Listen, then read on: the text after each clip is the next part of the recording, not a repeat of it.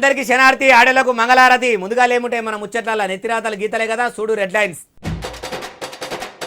కాంగ్రెస్ ప్రభుత్వం ఏలుబడిలా రాష్ట్రంలో అడ్డగోలుగా ఉన్నాయట పాటలు. తెలంగాణ తల్లి విగ్రహాలు పెట్టేందుకు ఖర్చు పెడతారట కోటాను కోట్లు.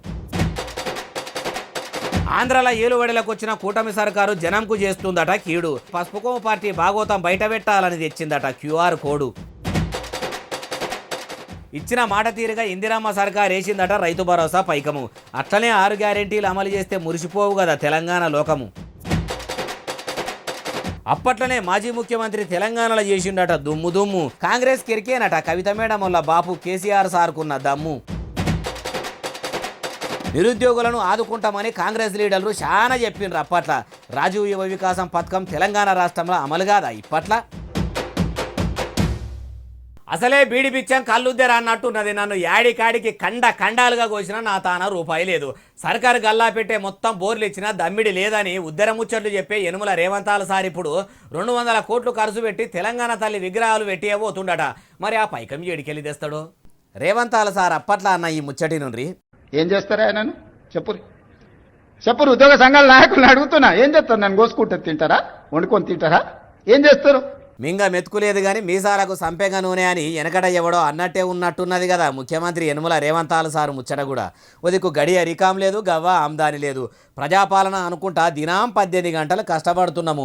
అయినా అంత ఉత్తసాచికడ కావాలన్నట్టున్నది తప్పితే తెలంగాణ కొరిగింది లేదు అనుకుంటానే మొన్నటికి మొన్న అందాల బామల పోటీలు పెట్టి అట్లా కొన్ని కోట్ల రూపాయలు బూడిదల పోసిన పన్నీరు లెక్క చేసిండు. ఆ అందాల బామల ఒగలు ఒయ్యారాల ఒలకబోతలతోని ₹1 పెట్టుబడి పెట్టేందుకు ముంగడికి వచ్చినోళ్ళు లేరు అని కారు పార్టీలు కాకులు ఒర్రుతుంటే ఆ ముచ్చట మరవక ముందే ఇప్పుడు తెలంగాణ తల్లి విగ్రహాలను తెలంగాణ రాష్ట్రంలో ఉన్న అన్ని జిల్లాల్లో పెట్టాలని ఒక్కొక్క విగ్రహానికి 5,30,000 కోట్ల రూపాయలు ఖర్చు పెట్టాలనుకుంటుర్రట. మరి ఇప్పుడు తెలంగాణలో తెలంగాణ తల్లి విగ్రహాలు అవసరమా? అవిటితోనే తెలంగాణ ప్రజలకు ఏమైనా ఫాయిదా ఉన్నదా అంటే అసలు ఏం అక్కరలేదు. చూసుకొని మురువా పట్టుకొని ఏడవా అన్నట్టే ఉంటుంది. మరి ఎందుకు ఇప్పుడు తెలంగాణలో తెలంగాణ తల్లులను అన్ని జిల్లాల్లో పెట్టాలని రేవంతాల సారు అనుకుంటుండంటే పాత తెలంగాణ తల్లికే ఇంకా తెలంగాణలో పతారున్నది. మేము తయారు చేయించిన తెలంగాణ తల్లికి ఇలువ లేకుండా పోతున్నది.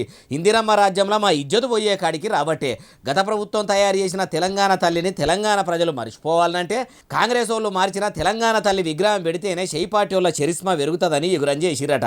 ఒక్కొక్క విగ్రహానికి 5,30,00,000 దాకా అంటే ఏం తక్కువ 170-180 కోట్ల రూపాయల దాకా దండా ఖర్చే అయ్యేటట్టున్నదట.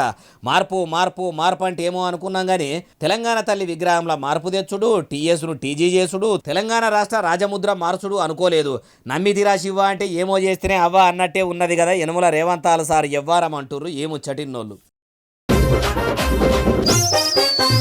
దుకాణాలకు పోయి ఫోన్ పేనో గూగుల్ పేనో చేయాలంటే నిన్నే అలా స్మార్ట్ ఫోన్లు ఉన్నోళ్ళు క్యూఆర్ కోడ్ స్కానింగ్ చేసుకుంటా ఆన్లైన్లో పేమెంట్లు చేస్తున్నట్టు ఆంధ్రప్రదేశ్లో కూడా ప్రజలకు ప్రభుత్వం నుంచి అందవలసిన సొమ్ము వివరాలు ఎట్లా తెలుసుకోవాలనో తెలిసేందుకు పంక పార్టీ వాళ్ళు ఓ క్యూఆర్ కోడ్ స్కానింగ్ పెట్టిండ్రట. ఎట్లా పనిచేస్తుందో సుద్దాపారి.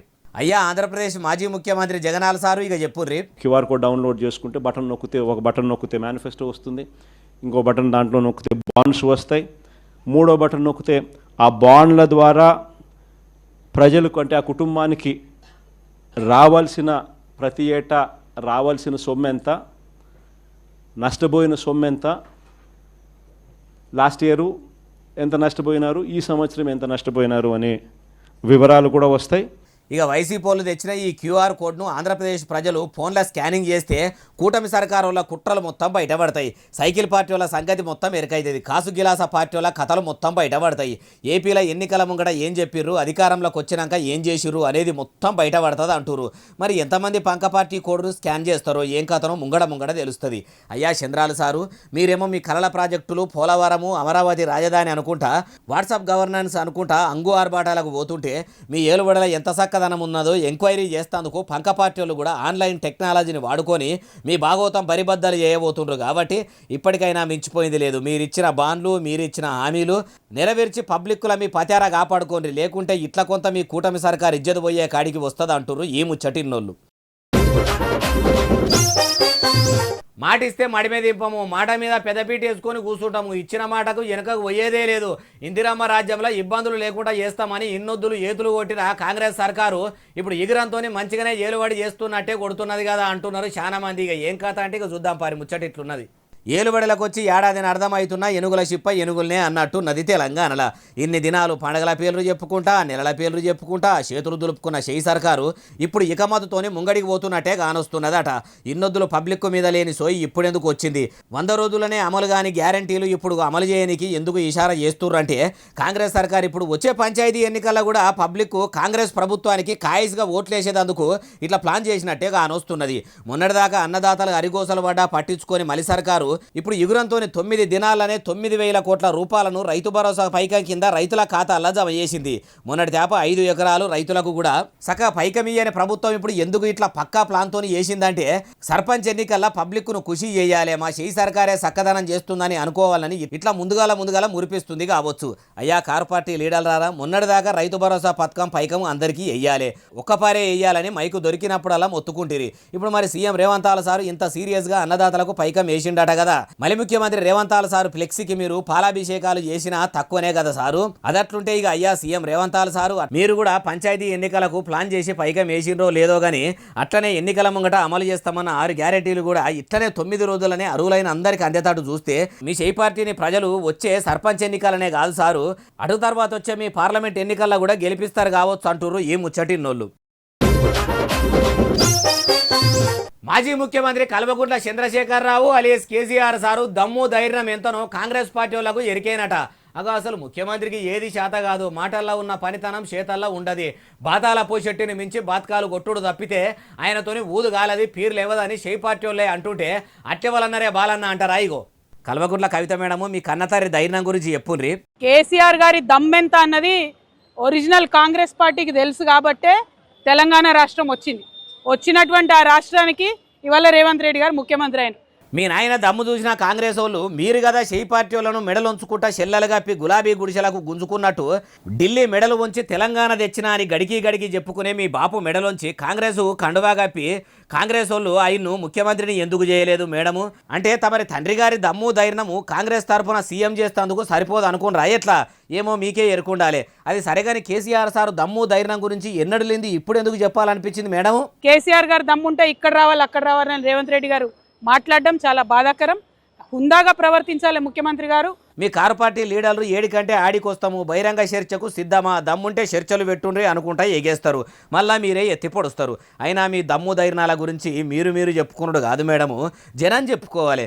మీరన్నట్టు మీ నాయన అంత దమ్ము ధైర్యం ఉన్న నాయకుడే అయితే జనం ఎందుకు మొన్నటి అసెంబ్లీ ఎన్నికల్లో గుర్తించలేకపోయినరు? ఆయన ధైర్యాన్ని దమ్మును ఎందుకు ఓడగొట్టిర్రు అంటే, జనానికి కూడా కేసీఆర్ సార్ దమ్ము ధైర్యం లేనోడనే అర్థమైందా అంటుర్రు ఈ ముచ్చటిన్నోళ్ళు. మలి సర్కారు నిరుద్యోగులకు ఇస్తామన్న రాజీవ్ యువ వికాసం పథకం ఇప్పట్లో అమలయ్యేటట్టు లేదు కదా. పేరుకు పథకమును కొలాయిస్తాము, నిరుద్యోగులను ఆదుకుంటాము, 5 లక్షల మంది నిరుద్యోగులకు ఆసరా అయితామని ఏతులకు చెప్పిన షెయి సర్కార్ ఇప్పుడు సప్పుడు కూడా చేస్తలేదు. ఎందుకో అరుచుకుందాం పండ్రి. పాడిందే పాట పాసువార్ల పాట ఏమో పాట అన్నట్టు షెయి సర్కార్లో ఉన్న సీఎం రేవంత్ సార్ కాన్నుంచి ఉప ముఖ్యమంత్రి మల్లు బట్టి విక్రమార్క సారు, మహిళా మంత్రి సీతక్క, రెవెన్యూ మంత్రి పొంగులేటి శ్రీనివాసరెడ్డి సారు, తతీమ మంత్రులంతా కూడా మైకు దొరికితే చాలు మేము నిరుద్యోగులకు రాజీవ్ యువ వికాసం పథకం ఇస్తున్నాము, మేము నిరుద్యోగులను ఆదుకుంటున్నామని ఎచ్చులకు చెప్పిర్రు. అనుమానాల పేర్లు ఎప్పుడంటే నిత్యరేపే అన్నట్టు ఇప్పటిదాకా పథకంను కొలాయించింది లేదు, నిరుద్యోగులను ఆదుకున్నది లేదు. రాష్ట్ర అవతరణ దినోత్సవం నాడు ఒక్కలకు కాదు ఇద్దరికి కాదు ఏకంగా 5 లక్షల మంది నిరుద్యోగులకు ఒక్కపారే ప్రొసీడింగ్స్ ఫారాలు ఇస్తామని చెప్పిండు. ఇప్పటి వరకు ఆ ముచ్చట కూడా షెయి సర్కార్ది ఇస్తలేదు. అయ్యా రేవంత్ సారు, రాజీవ్ యువ వికాసం పథకంతోనే నిరుద్యోగుల రందిపోతుంది, వాళ్ళ కాళ్ళ మీద వాళ్ళు నిలబడతారు, నిరుద్యోగం అనే మాట వినబడది, నిరుద్యోగి కండ్లబడడు అన్నట్టు నీతులు చెప్పి ఇప్పుడు గప్చుప్ సంబార్ బుడ్డి అన్నట్టు ఉంటే ఎట్లా? తెలంగాణ తల్లి విగ్రహాలకు పెట్టే ఖర్చుల పావులంతో రాజీవ్ యువ వికాసం పథకంకు పెట్టిన ఫాయిదా ఉంటది. అట్టెందుకు సర్కారు ఆలోచన చేస్తలేదో అంటుర్రు ఈ ముచ్చటిన్నోళ్ళు. హైదరాబాద్లో ఉన్న హైటెక్ సిటీలో కోలివింగ్ కొంపలు ఉన్నాయి. అవిట్ల లగ్గంగానే ఆడి పోరగాన్లు మగ పోరగాన్లు ఆలు మొగలోలే కలిసి ఉంటుర్రు. ఇంతకంటే దారుణము దుర్మార్గం ఈ భూమండలం మీద ఇంకోటి ఉంటుందా? అవిటి వెంటనే తీసేసేటట్టు చూడాలని కాంగ్రెస్ పెద్ద ముత్తైదువు హనుమంతరావు తాత సీఎం సార్కి ఇట్లా చెప్పుకొచ్చాడు. హనుమంతు తాత హైటెక్ సిటీలో ఉన్న కోలివింగ్ కొంపల కథ చెప్పే. సాఫ్ట్వేర్లో కో లివింగ్ స్పేసెస్ అని పెట్టిందంటే, కో లివింగ్ అంటే ఇద్దరు అమ్మాయి ఉండొచ్చు అబ్బాయి ఉండొచ్చు ఒకే రూమ్ లో ఉండాలంటే ఇది ఎక్కడి న్యాయం అండి? ఇది ఎక్కడి న్యాయం అంటే దునియా అట్లా తయారైందే. అది సరేగాని ఇప్పుడు ఏం చేయమంటావో అది చెప్పు. మినిస్టర్ ఉన్నాడు కదా శ్రీధర్ బాబు, ఆయన సాఫ్ట్వేర్ మినిస్టర్ కాబట్టి దీని మీద ఆలోచన చేయాలి. ఐటీ మంత్రి కాబట్టి మీరు చెప్పినాక ఆలోచన చేయకుండా ఊకుంటాడు. ఆయా తాత ఇంకేమన్నా చెప్తావా? దీని మీద కొద్దిగా ప్రభుత్వం ఆలోచన చేయాలి. ఈ సిస్టమ్ బాగలేదు. ఇప్పటికే ఇన్ని అన్యాయాలు జరుగుతుంటే ఆడపిల్లలు రూములో మగపిల్లాడు ఇద్దరే ఉంటే ఏ పరిస్థితి వస్తుందో చెప్పండి. దీన్ని కూడా ప్రభుత్వం ఆలోచన చేయాలి. తాత ప్రభుత్వం కూడా మీదే ఉన్నది కాబట్టి మీరు చెప్పిండ్రు కాబట్టి ముఖ్యమంత్రి యనమల రేవంత్ సార్ కూడా ఈ ముచ్చట ముంగటేసుకొని హైదరాబాద్లో హైడ్రా తెచ్చి పేదల ఇండ్లను అన్యాయంగా కూలగొట్టి నిల్వనీడ లేకుండా చేసినట్టు కోలివింగ్ కొంపలను కూడా కూలగొట్టేందుకు కోబ్రానో జీబ్రానో అని ఏదో ఒకటి పట్టుకొచ్చి ఆ కొంపలను ఖాళీ చేయిస్తాడేమో. మరి హనుమంతు తాతకు ఇప్పుడే ఎందుకు ఇంత బాధ అనిపించింది అంటే అది కూడా ఈయనుండ్రి. గతంలో ఆడపడుతూ అంటే ప్రతి ఒక్కరికి గౌరవం ఉండే. మా అక్క అని, మా తల్లి అని, మా భార్య అని అంటూ. ఇప్పుడు భార్య లేదు, భర్త లేదు. భర్త భార్యను చంపుతుండు, భార్య భర్తను చంపుతుంది. బాధపడకే హనుమంతు తాత, నువ్వు బాధపడుతుంటే మాకే బాధ అనిపిస్తున్నది. ఇంకా సీఎం సార్కు బాధ అనిపించదా? ఐటీ మంత్రి దుద్దిల్ల శ్రీధర్ బాబు సార్కు గోస అనిపించదా? ఏ పికర్ పెట్టుకోకు అయ్యా. యనమల రేవంత్ సారు, దుద్దిల్ల శ్రీధర్ బాబు సారు చూస్తున్నారు కదా.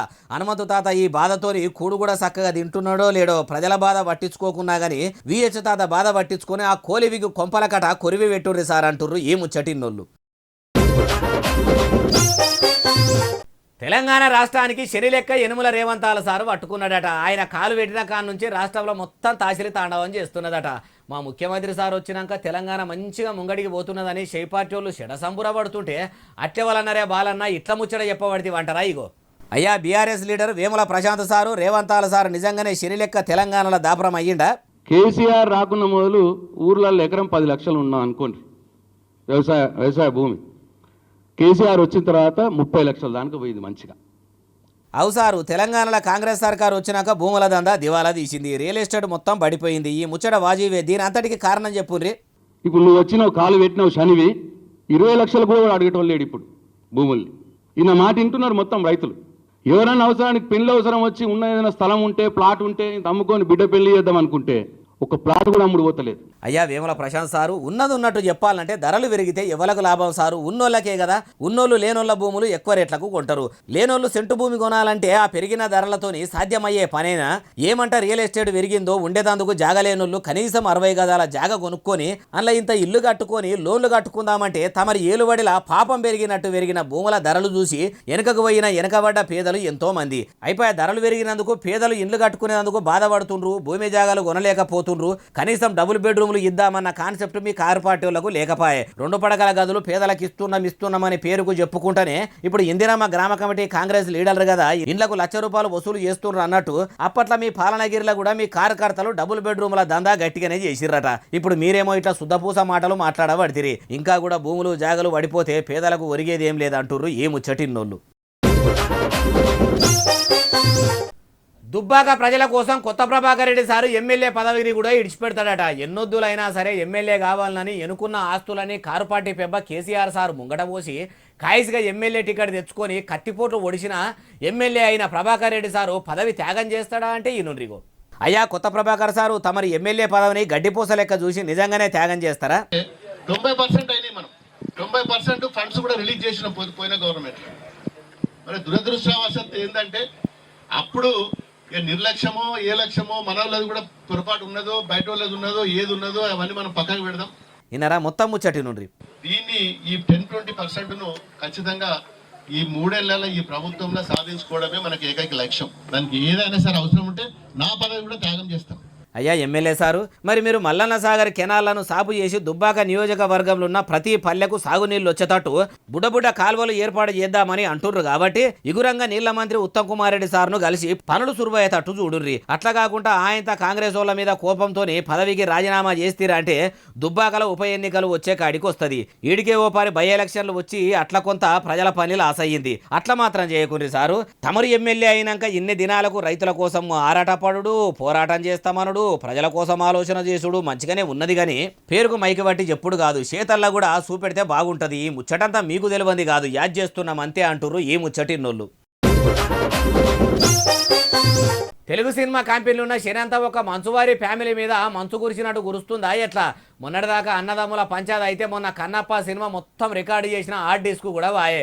ఇప్పుడు సీదా సినిమా విడుదలైన టైంకు మూలిగే నక్క మీద తాటికాయ పడ్డంత పని అయ్యి కన్నప్పకు సాగు తప్పి కన్నులుంట పోయినంత పని అయిందట. మంచు విష్ణు సారు ఎండి పరద మీదికి ఎక్కిస్తున్న కన్నప్ప సినిమాకు ఖర్చు పెట్టిన పైకంలో సర్కారుకు లెక్కలు మొత్తం తప్పుచూ పెట్టిరట. ఎందరో ప్రేక్షకులకు వినోదం పంచుకుంటా పోయే మంచువారి ఫ్యామిలీలో ఉండే విష్ణు సారు ప్రభుత్వానికి వినోదం పన్ను కట్టకపోవుడేంది, ఎగబెట్టుడేంది, సినిమాకు ఖర్చు పెట్టిన మొత్తం పైకం నికాలసుది, కర్రె పైకం అసలే కాదు, సర్కారుకు పన్నులు గట్టంగా మిగిలిన తెల్ల పైకంతో సినిమా తీసినామని మొన్నటిదాకా మొత్తుకున్న మోహన్ బాబు పెద్ద కొడుకు అసలు ట్యాక్సే కట్టలేదని ఆయన ఆఫీసు మీద జీఎస్టీ ఆఫీసర్లు ఇట్లా రైడ్ చేసిరట.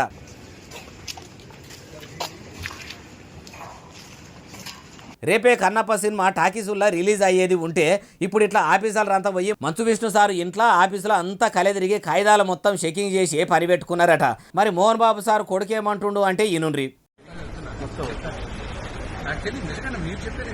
అవునా, జిఎస్టీ మొత్తం అన్ని ఇప్పుడు చేస్తున్నారు. రేపు రిలీజ్ కదా మొత్తం ఇప్పుడు అంటే ఎంక్వైరీ చేస్తున్నారు. కన్నప్ప సినిమా ప్రమోషన్ల కోసము కాలుకు బట్ట కట్టకుండా తిరుగుతున్న విష్ణు సార్ను ఇట్లా విలేకరులు ఆపి అడిగితే మీరు అనేదాకా నాకు తెలియదు, దాచుకున్నది ఏం లేదు, ఏడేడా అప్పులు చేసినామో కూడా చూపిస్తామని అంటుండు. అయ్యా మంచు విష్ణు సారు, మీరన్నట్టే సర్కారు పన్నులు పక్కా కట్టి ఉంటే ఏం కాదు సారు, కానీ సర్కారుకు సున్నం పెట్టే పని పెట్టుకుంటే మీ కలల సినిమా కన్నప్పను వాడు పబ్లిక్ కు చూడకుండా చేసే కాడికి వస్తుంది కావచ్చు అంటుర్రు ఈ ముచ్చటిన్నోళ్ళు. కాంగ్రెస్ పార్టీ అధికారంలోకి వస్తే సామాన్య జనాలకు చాలా మేలు జరుగుతుంది అనుకుంటే తినబోతే కంచం లేదు, పండబోతే మంచం లేదు. ఇందిరమ్మ ఇండ్ల పంపకాల కాడ ఓ మహిళ చేపట్టేల మీద ఇసుక పడుతుంది. మరి కంచం మంచం గురించి ఆమె కడుపుల బాధ చెప్పుకుంటుంటే కాంగ్రెస్ వాళ్ళు ఏమన్నారే బాలన్న అంటారా? అరుచుకుందాం పరి.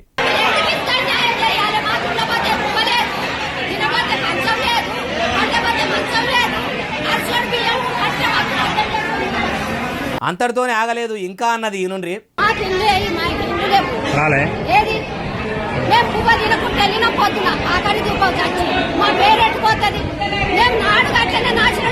పొదుగాల బువ్వ తినకుండా ఇందిరమ్మ ఇండ్లు ఇస్తారంటే వస్తే మమ్మల్ని దేకినోళ్ళు లేరు, మాకు ఇండ్లు ఇచ్చినోళ్ళు లేరు, మరి ఎవరి కోసం ఈ ఇందిరమ్మ ఇండ్ల పథకం పెట్టిర్రు, ఎవలకు ఇస్తుర్రు అని ఇట్లా మన్నెత్తి పోస్తురు, వాళ్ళు నాశనం అయిపోతారని సాపెనలు పెడుతుర్రు. ఏడనంటే కైకిలికూళ్ళ మంత్రి గడ్డం వివేక్ సారు ఇండ్ల పంపకాలకు పోతాడని తెలిసి ఆడికి పోయి ఇర్రట. మంచిర్యాల జిల్లా భీమారం మండలంలో ఈ ఒక్క మహిళనే కాదు చాలా మంది ఇట్లా తిట్టిన తిట్టు తిట్టకుండా కాంగ్రెస్ లీడర్లను అడిగి కడుగుతుంటే ఆడొక్క షై పార్టీ లీడర్ కూడా లేకుండా మెల్లగా జారుకుండ్రట. ఓ ఇండ్ల మంత్రి పొంగులేటి శ్రీనివాసరెడ్డి సార్, ఏంది సార్ ఇది? ఈడికే మీ ఇందిరమ్మ గ్రామ కమిటీల లీడర్లు లక్షల రూపాయలు ఇస్తేనే ఇండ్లు మంజూరు అయితే అని పైసలు వసూలు చేస్తున్నారని వినబడుతుంటే ఈడనేమో ఇట్లున్నది. ఇక మీరు ఎవరికిస్తున్నట్టు? ఇదే నాసారు మీరు చేస్తామన్న ప్రజాపాలన, ఇదే నాసారు మేము పాలకులం కాదు సేవకులం అని చెప్పుకునే మీ కాంగ్రెస్ లీడర్ల పనితనం అంటుర్రు ఈ ముచ్చటిన్నోళ్ళు.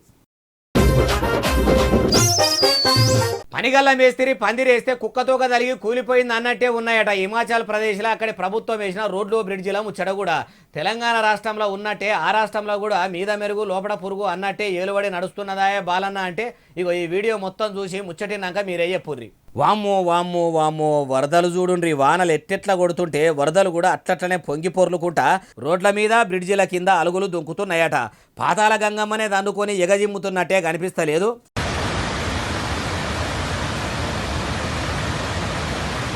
అవి ఏం వరదలు అంత రువ్వడి మీద నీళ్లు ఉరుకొస్తుండే వరకల్లా హిమాచల్ ప్రదేశ్ రాష్ట్రంలో ఉన్న కులు జిల్లాల ఇండ్లకు ఇండ్లు మునిగిపోయినాయి. కొండలు గుట్టలు మొత్తం కూలిపోయినాయట. ఆగమాగం జగన్నాథం అన్నట్టు ఉన్నది.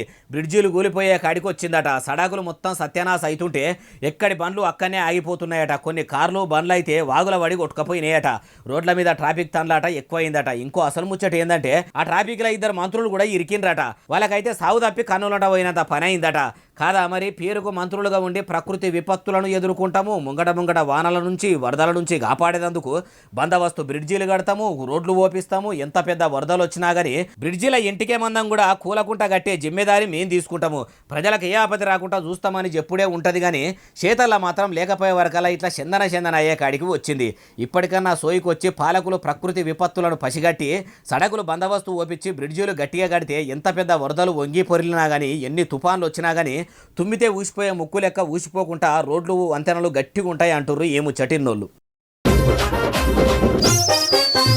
ఎనకటేవడో ఎలకల బాధ భరించలేక ఆయనతో ఇల్లు కాల పెట్టుకుంటాట కదా. సేమ్ టు సేమ్ డిట్టో మక్కి అట్లనే ఓ పెద్ద మనిషి ఇంటోళ్ళ బాధ భరించలేక మీకు ఆస్తి పంపకాలు నేనెందుకు చేయాలని ఓ గుడికి పోయి ఆ ఆస్తి కాయిదాలు అన్నీ తీసుకుపోయి ఉండేలా చేసిండట.